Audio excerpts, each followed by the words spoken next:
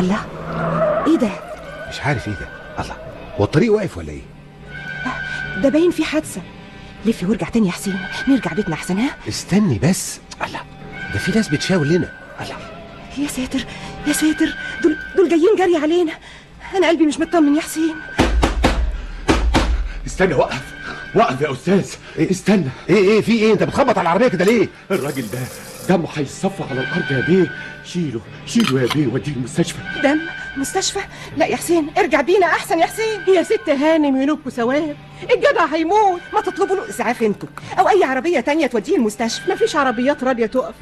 الناس ما عادش عندها رحمه ليه؟ الاسعاف على بعد 10 كيلو ومفيش تليفونات هنا. ايه يا راجل انت وهي؟ انتوا موقفين الطريق ليه؟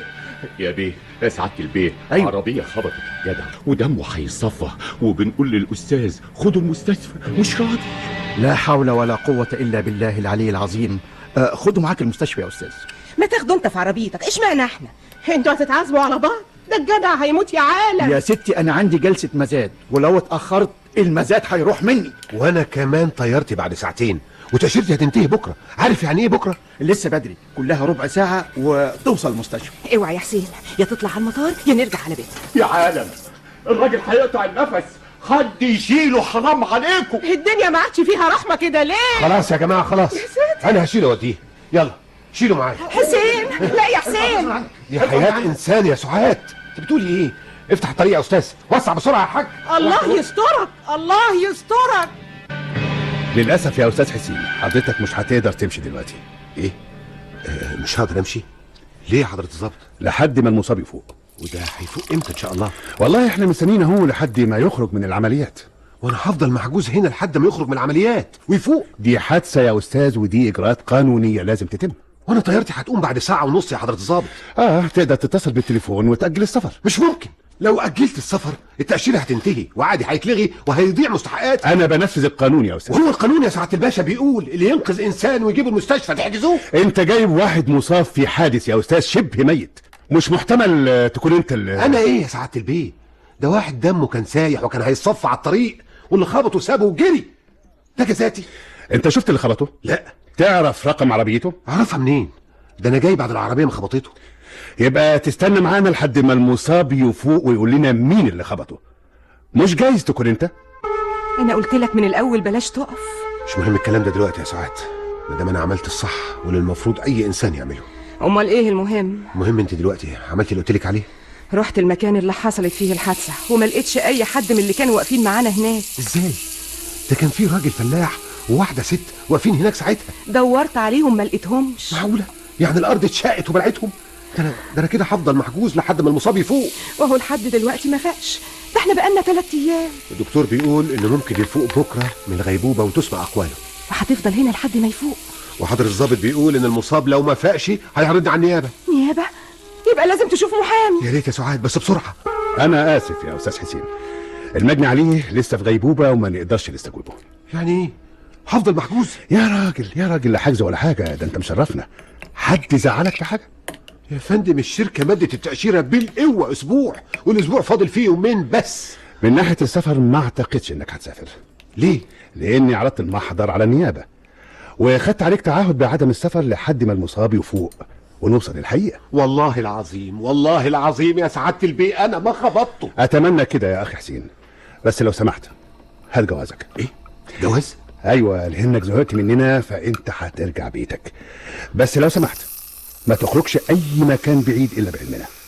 بقول لسعادتك يا سعاده البيه، انا هروح ادور على الناس اللي كانت واقفه، لازم كان في حد شايف. تبقى كده بتساعدنا وبتساعد نفسك. وانتوا يا بيه لازم برضه تعملوا حاجه. طبعا احنا هنعمل التحريات اللازمه.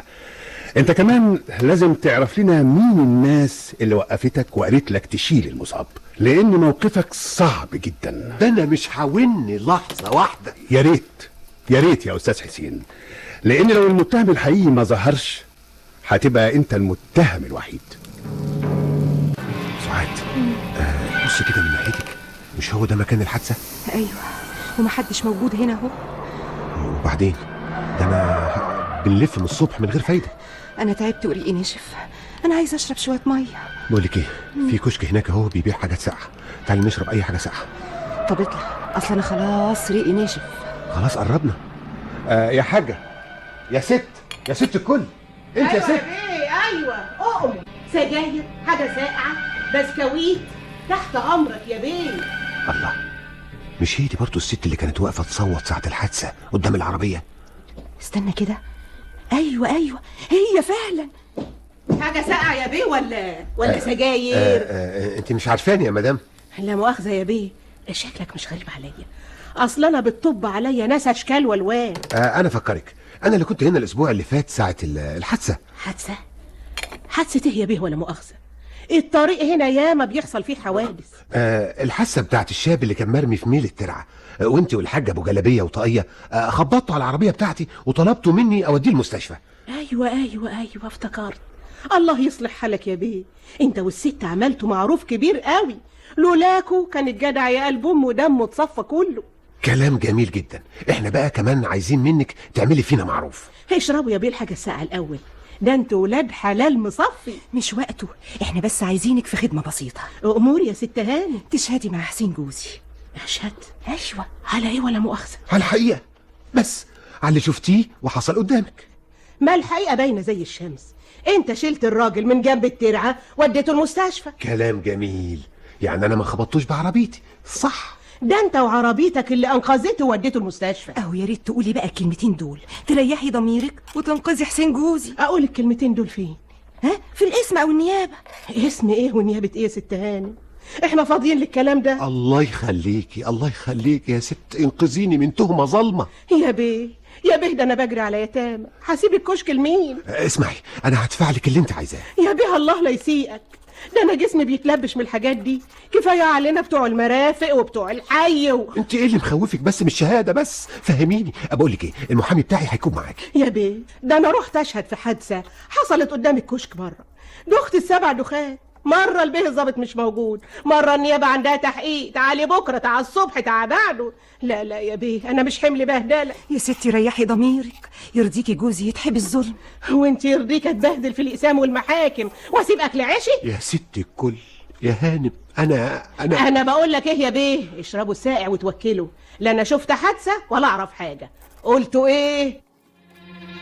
ولا أنا أقدر أعمل لها حاجة. إزاي يا فندم؟ دي كانت موجودة فعلا وقت الحادثة.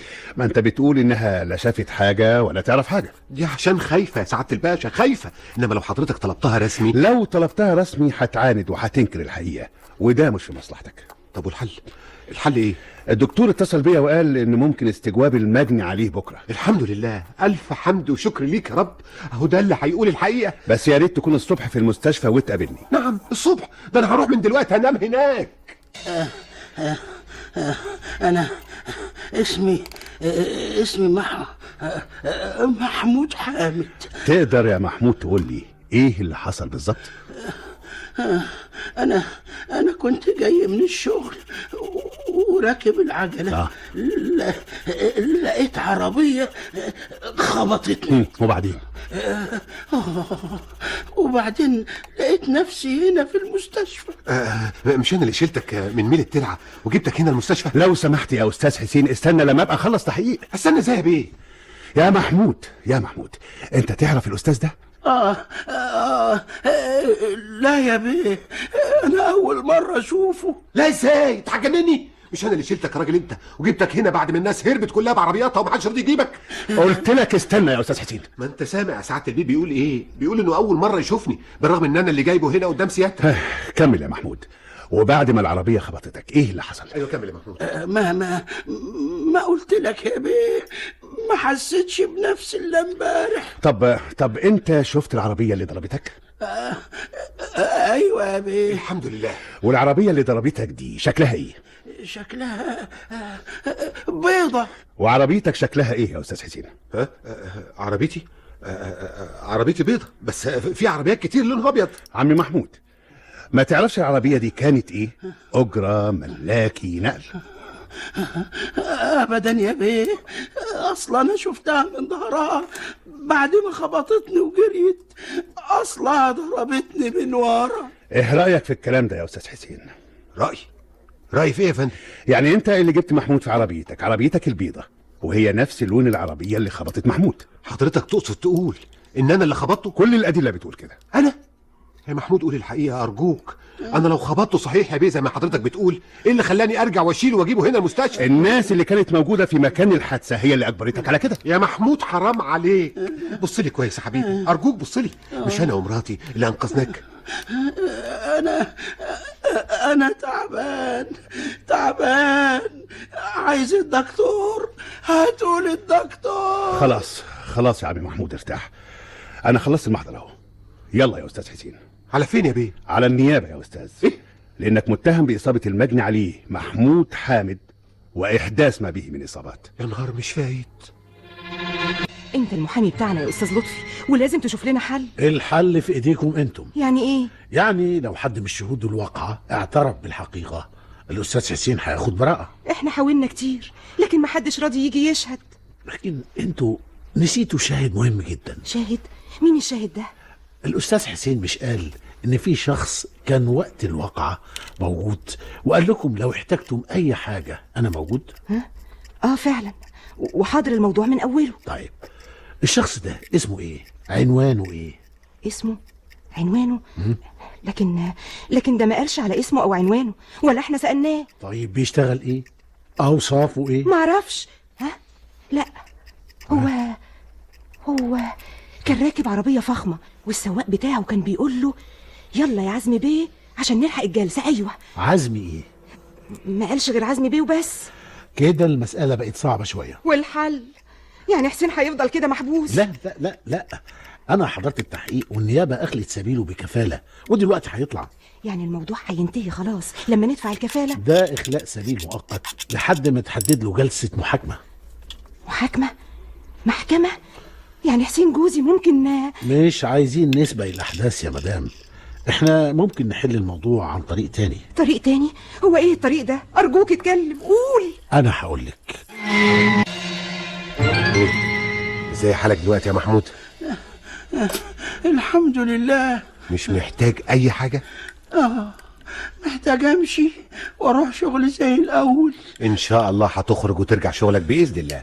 الدكتور طمني وقال لي انك هتخرج بعد اسبوع.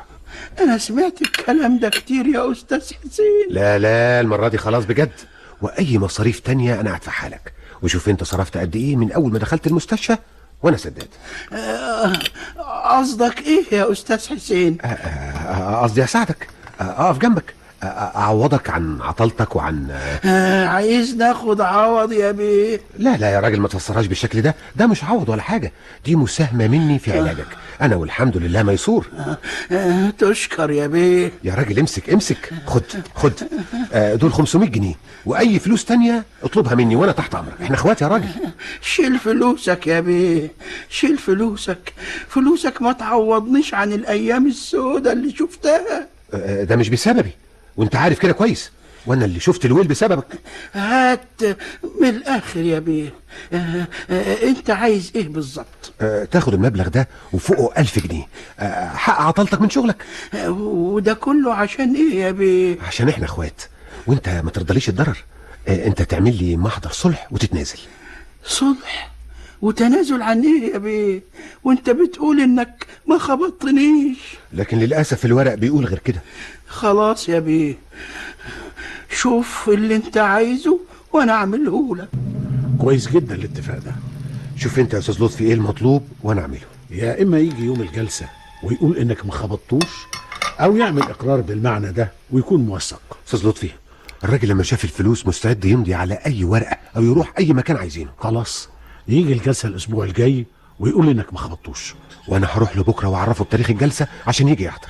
فين الراجل يا استاذ حسين؟ الجلسة هتبدأ. مش عارف يا استاذ لطفي، مش عارف، مع اني مأكد عليه يجي.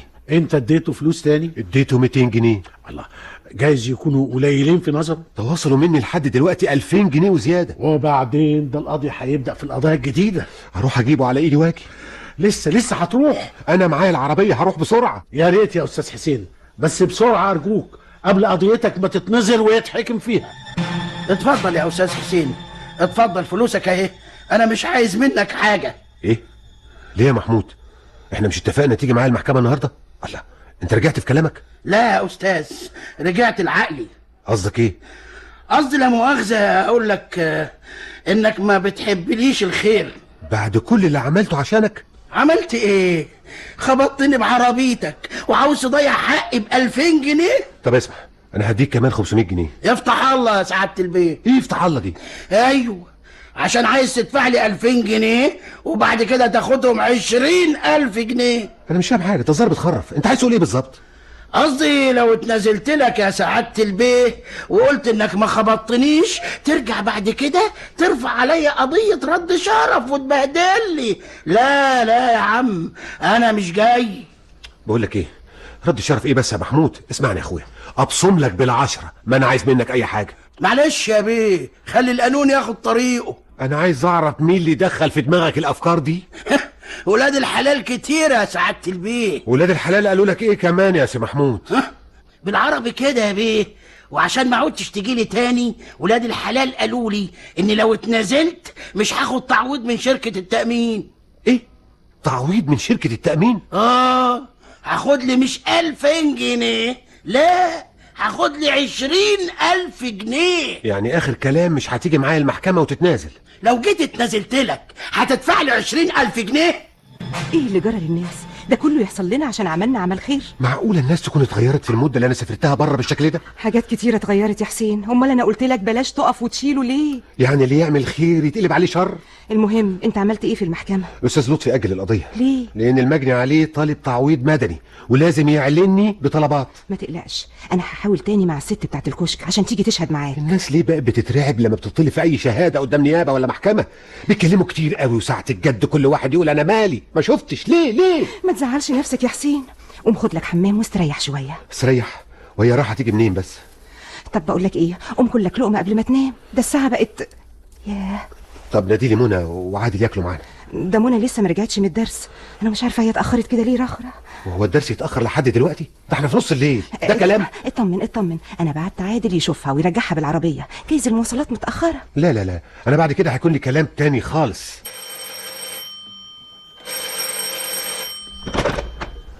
الو؟ ايوه يا فندم، هنا منزل المهندس حسين شكري. ايوه يا فندم، تحت امرك. لا، جاي حالا، مسافه السكه. مع السلامه. في ايه يا حسين؟ رايح فين الساعه دي؟ عايزيني في اسم البوليس يا سعاد. الاسم؟ مش جايز يكونوا جابوا الست بتاعت الكشك او حد من الشهود؟ ربنا يسمع منك يا سعاد. طب استنى لما اجي معاك. لا خليك انت، ولو اتاخرت هتصل بيك بالتليفون عشان اطمنك. يا رب زر الحق يا رب. اتفضل استريح يا استاذ حسين. استريح ليه يا فندم؟ انا عايز اعرف في ايه بالظبط. شاويش يا شاويش. ايوه يا فندم. هات لي منى حسين. حاضر يا فندم. منى بنتي؟ في ايه يا فندم؟ ايه اللي حصل؟ هتعرف كل حاجه دلوقتي. منى، مالك يا بنتي؟ مالك يا حبيبتي؟ ايه اللي مقطع هدومك كده؟ في ايه؟ الوقت زمان كان في ايه يا بنتي؟ اتكلمي. ايه اللي حصل يا حضرة الظابط؟ اهدى بس يا استاذ حسين وهدي الانسه منى. اهدى ازاي؟ انا مش ههدى لما افهم ايه اللي حصل. انت بخير يا بنتي؟ بخير يا حبيبتي؟ انت بتعيطي ليه؟ المجرم يا استاذ حسين، الحكايه كلها ان بنتك وهي راجعه من الدرس بتاعها ولد من العيال التلفانه طلع عليها وكان عايز يسرق سلسلتها وذهبها بالاكراه. الجبان؟ لولا الراجل انقذني منه، لكن الجبان ضربه بالمطوه. مين الحيوان اللي اتهجم عليكي ده؟ هو فين؟ احنا قبضنا عليه ومحبوس جوه يا استاذ حسين، بس اهدى من فضلك. اهدى بعد كل اللي حصل لبنتي وعايزني اهدى؟ لازم تهدى. امال انا بعت لك ليه؟ انا عايز اتمم المحضر يا جماعه، بس بالصوره دي مش هقدر، بنتك منهاره. خلاص يا فندم، انا هادي اهو خلاص. بس فين الراجل اللي انقذ منى؟ في المستشفى، هنعمل محضر ونروح ناخد اقواله. لا ده مات. يا انسه اهدي شويه، انا كنت عنده من شويه وهو كويس، هو بس اللي كان مغمى عليه من شده الجرح النافذ اللي في كتفه. ليه يا رب اللي بيحصل ده؟ ليه؟ ايه اللي جرى للناس؟ من هنا ورايح ما عادش فيه دروس بالليل. حاضر يا ماما. ولو تاخرت يا حبيبتي بره ما تلبسيش اي دهب معاكي. انا حطيته كله في الدولاب من ساعه ما جينا من القسم يا بابا. ادخلي يا بنتي صلي ركعتين شكر لربنا وادخلي ذاكري. حاضر يا بابا. مالك يا حسين؟ سرحت في ايه؟ كل اللي حصل لنا ده يا سعاد بيمر في دماغي زي شريط سينما. كابوس يا حسين، نطلع من نقرة نقع في التانية. لا يا سعاد، ده قدرنا وانا راضي بقدري. انا كنت ناقم على الناس كلها بعد اللي حصل لي، بس بعد اللي عمله الراجل الطيب ده اللي كان هيفقد حياته عشان ينقذ بنتنا، حسيت ان الخير لسه موجود واكتر من الشر. يعني ايه؟ يعني اللي عملته خير وافتكرته انه شر قعد لنا خير برضه. يعني مش هتدور على شهود عشان الجلسة؟ ربنا خير الشاهدين يا سعاد. لطفي البغدادي المحامي حاضر مع المتهم يا فندم، وطلبنا استدعاء الشهدة. ما انت طلبتها يا استاذ وما حضرتش. اتكلم في موضوع الاتهام. ما هو لما الشهدة تيجي يا فندم مش هيبقى فيه اصلا تهمة ولا متهم. يعني ايه؟ انا اللي هجيب لك الشهود يا استاذ ولا ايه؟ لو سمحت حضرتك تؤمر بالقبض على الشهدة يا فندم. يا استاذ مش دي القضايا اللي بيصدر فيها امر بالقبض على شاهد. طب يا فندم ناخد اجل تاني نجيب شهود تانية. انا اجلت القضية دي مرتين عشان الشهود ومفيش شهود حضرت. انا كده هحكم في القضية دي بحالتها. اخر اجل يا فندم، وان ما احضرناش شهود احكم فيها. مفيش داعي للتأجيل يا فندم، مفيش داعي للتأجيل أبدا يا فندم. ايه ده؟ مين اللي قال لك تدخل؟ وازاي تتكلم من غير اذن؟ انت مين؟ أنا آسف يا فندم، أنا عزمي حسين البشلاوي. صلتك ايه يا استاذ بالدعوة المنظورة؟ أنا كنت واقف وقت الحادث يا فندم. يعني هتبقى شاهد في القضية دي؟ أيوة يا فندم. قول والله العظيم اقول الحق. والله العظيم أقول الحق. ايه بقى اللي تعرفه عن موضوع الحادثة؟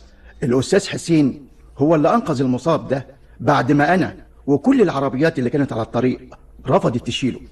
يعني ما شفتوش وهو بيخبطه بعربيته؟ أبدا يا فندم، الأستاذ حسين جه بعربيته بعد ما عربية تانية ضربت المصاب ووقعته في ميل الترعة والعربية هربت، وأنا يا فندم كنت موجود قبل ما هو يوصل. طيب ليه ما نقلتش انت المصاب او جيت تشهد باللي شفته من الاول؟ الجري ورا المال كان عندي مزاد وخفت لا اروح مني، لكن لما عرفت من الست بتاعت الكشك باللي حصل للأستاذ حسين، مع ان كان عندي جلسة مزاد النهاردة، جيت اشهد بالحقيقة وسبت المزاد. عظيم. حكمت المحكمة ببراءة المتهم حسين شكري ورفض الدعوة المدنية وإلزام رافعها بالمصروفات وأتعاب المحاماة. ارجع يا حسين بلا السفر، كفاية اللي حصل لنا. عشان اللي حصل يا سعاد هسافر وانا مطمن. معقولة يا حسين؟ ايوه يا سعاد، الخير لسه موجود في الناس، وفي ناس بتدفع حياتها دفاع عن مبدأ زي ما حصل مع بنتنا منى. ما تفكرنيش يا حسين، كفاية. لازم تفتكري زي ما انا فاكر كلام الدكتور وهو بيقول لي لو كان الراجل اللي انت شيلته وجبته المستشفى ده اتأخر 5 دقايق بس كان زمانه فقد حياته. ما هو انت كمان كنت هتتسجن بسببه. ولو حياة الانسان اغلى يا سعاد. طب حاسب، في حادثة في الطريق. فعلا دي حادثة، وبينها حادثة كبيرة كمان. اظنك هتقولي هتوقف ونشيل مصابين. لا ارجع يا حسين. مش هرجع يا سعاد. استنى يا بيه، وقف ارجوك. في ايه يا راجل انت؟ الراجل دمه هيصفى يا بيه. ينوبك ثواب يا بيه، شيله وديه المستشفى. لا يا حسين ارجع بلاش. ربنا يخلي لك ولادك يا ست هانم، دي عربية فيها تلامذة صغيرين. حاضر يا ست، حاضر، هوديهم المستشفى حالا. تاني التأشيرة هتروح عليك يا حسين. تروح احسن ما ضميري يروح عليا يا سعاد. يلا يا ست، يلا يا حاج، شيلوا معايا يا جماعه، تعالوا ورايا يلا. حسين استنى يا حسين، انا حاجة اشيل معاكم يا حسين. استناني يا حسين.